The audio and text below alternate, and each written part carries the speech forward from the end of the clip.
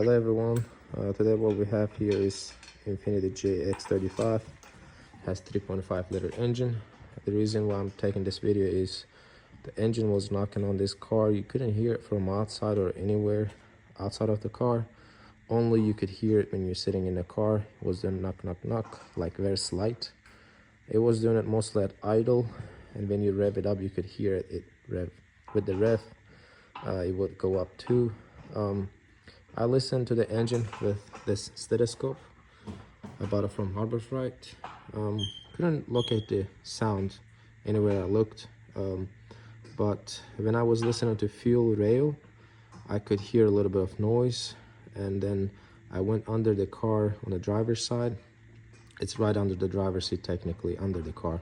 The fuel line, I listened to it with this exact same noise, so it was coming from fuel line. I knew it was a fuel pressure dampeners making that noise. All you have to do is replace these two guys over here. You could buy them from AutoZone or eBay, much cheaper, but I went with the dealership. They were like $133 for two of these with two seals. In order to get to it, this is not a tutorial but more like a diagnostic.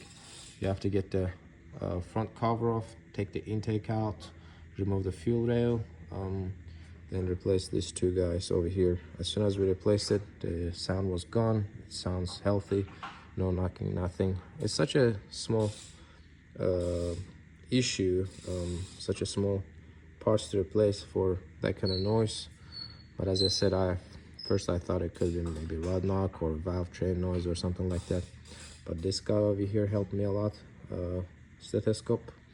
I listened to it everywhere, and that's where I found the issue. I just wanted to share the video, so if you guys have the same problem, you can find it. Thanks so much for watching the video, and let me know if you have any questions. Thank you.